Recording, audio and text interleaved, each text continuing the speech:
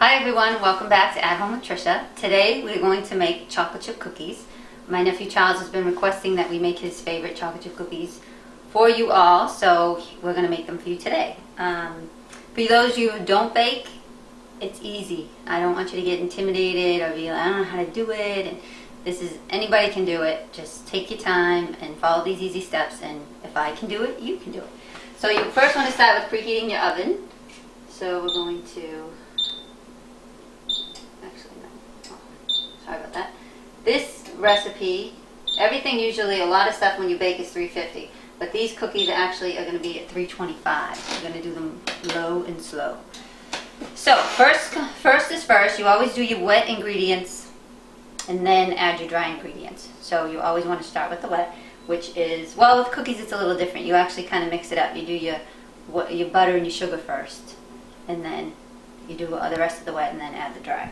So we are going to add 2 sticks of unsalted butter, and you want to make sure that you get all of the little extra drippings off of the paper, because that all matters. My mom always taught me that, and I've always been doing that. Martha Stewart does it too. I see her on her show all the time. These measuring cups are what I prefer to use versus a regular measuring cup with a handle. That's really like a liquid measuring cup, so that's pretty much... You want to do that if you have to add a cup of milk or olive oil or vegetable oil or something. That's pretty much what those are for. If that's all you have at home and you need to use it, you can, but it's a lot easier to just grab a cup and then stick it in and then do it this way versus having a spoon and fill it in the one with the hand. So if you can, I would suggest if you want to bake this that you go out and you purchase these because they're fantastic and they last forever. This is your 1 cup of unsalted butter. 1 cup is 2 sticks, and a cup of white sugar and a cup of light brown sugar. I'm lucky enough to have a KitchenAid mixer. I bake all the time, so I'm very fortunate, and I know a lot of you might not have one, but you can just use a hand mixer. You can do it by hand, but you do get a better consistency if you can whip it. So we're going to put it on a medium-high speed, and we're going to mix it till it's light and fluffy. We have our mixture all mixed up light and fluffy. We added our 2 eggs, and now we're going to add a teaspoon of vanilla. Alrighty, so that's what it looks like when we after we added the eggs. Same color, a little bit more of a wet consistency, and now we're going to get ready to add the dry ingredients. Okay, next we're doing the dry ingredients. Flour. Fill it, level it. Okay, in here we have 2 1/4 cups all-purpose flour. We added a teaspoon of baking soda, a teaspoon of baking powder, and a 1/2 teaspoon of salt. And a great new baking tip everybody's been doing all on their shows, instead of sifting, and you have to get out the sifter, either whether you have one of those old-fashioned hand ones or, through a strainer sifter, all you have to do is use a whisk. So we're just going to whisk the flour, baking soda, baking powder, salt, sift it, done. What makes these cookies yummy and special is I add oats to them. 1/2 cup of Quaker oats, old-fashioned, quick cooking oats, or old-fashioned oats, whatever, any kind of oats, doesn't matter. 1/2 cup. Okay. Alright, so that's exactly what we want it to look like. See, it looks like powder, like flour. Back in the chopper, we're going to add 1 cup of walnuts. And my nuts, I like them a little chunky, see there's big chunky pieces, and it is a little bit of powder. But for some reason that gives the cookie a really great consistency. So we don't want them too fine powder, but we don't want them too chunky either. Second to last step, we have all the dry ingredients. The flour, the baking soda, the baking powder, salt, and the oats. We're just going to add that, probably 2 increments. 1 dump. And with dry ingredients, you always want to do it on a low speed. So now, we mix the first, we're going to add the rest. And we do this in 2 increments because if you add all of that flour and everything at once and you turn it on, even if you turn it on slow, it's all going to poof out and come all over the place and make a mess, and then you're not going to have all your ingredients in the bowl. So you just want to make sure, and that's it, just once and twice. And when you do the dry ingredients, you want to do it till it's just combined. I'm going to show you what that looks like. And turn it up just a bit. And that's it. See how it's just combined till there's no more flour so that you can't see the white of it. You don't want to overmix the cookie batter. You definitely just want to do it just so there's that much in there. And I almost forgot to add the walnuts and the chocolate chips. And this is the very last step, so we're almost there, people. Okay, the very last step is adding the yummy stuff. The nuts and the chocolate chips. So there's 1 cup of chopped walnuts. So we get all of that in there. And 1 cup of milk chocolate chips. Everybody uses semi-sweet, but I like the milk and everyone loves these cookies, so that's what I use. I use a cup of milk chocolate chips. You like a lot of chocolate chips. I'm not that crazy about a lot of chocolate chips in my cookies, so I only do a cup. But you could do a cup, cup and a half, but a 12-ounce bag. And I do just shy of a 12-ounce bag. So, all right, we're going to turn it on until they're just combined and they're just mixed. It's a couple of times around with the blender, and that's it. Not a lot. So just turn it on. See, they're just mixed around and done. That's it.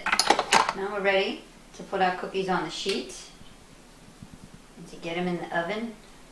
The quicker we get them in, the quicker we get them out. You guys can have a hot, fresh cookie right out of the oven. Okay, so this is our end result. This is what we want. I'm just going to take the scraper and get all the stuff on the bottom, because the mixer doesn't get right down, right to this very bottom. But that's what we want the dough to look like. Just like that, and all the yummy nuts and all the chocolate chips in there. And we all know how yummy chocolate chip cookie batter is, but all the experts say you shouldn't eat it, there's eggs in there, and you know, salmonella, there could be a problem, but it's awfully hard to resist. So, you know, at home, use your best discretion. But I actually have a funny story. When I was in high school, I made chocolate chip cookies all the time.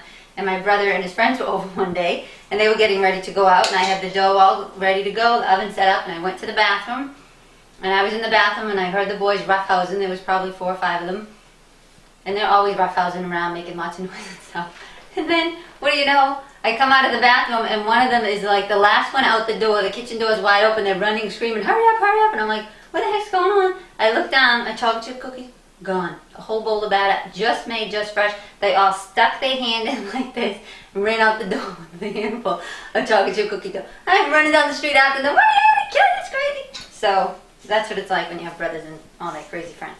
The recipe is online for everybody to see, and I talk about taking a regular household teaspoon, an average size spoon, to measure for the cookies. You can use a ice cream scoop if you want. You can use that. They have the mini size, but they have this jumbo size. You know, it's just hard to get like that middle size. So you just want to take a big chunky scoop on your spoon. Here you go. Just a nice big dollop on your spoon. And then we just do 3 across and 3 down. So we're going to get 9 on a cookie sheet. If you have a longer cookie sheet than this, you can probably fit 3 across and 4 down. That's usually how it works. So you usually get 9 or 12 on one of your average size cooking sheets. These are my babies, these cooking sheets. I've had these guys, as you can see, they're weathered and, you know, cooked, and just yummy, tons of yummy things have been made on them. But they're the air bake cookie sheet. See how there's like a little bit of an air bake? You can see they're a little thicker. I love these cookie sheets. I use them for everything, and they're fantastic, and I get great consistency on my cookies. That crunchy on the outside, chewy in the middle kind of thing, and that's what people love. So if you can, I would say purchase these and use these. They're the best. All right, these are just about ready to go in the oven, and I just wanted to show you how, if you can tell, that they're all basically the exact same size. And that's how you want them. If you have bigger ones and smaller ones, they're not going to cook even, and you know, the bigger ones are going to be uncooked and the smaller ones are going to be burnt and too cooked.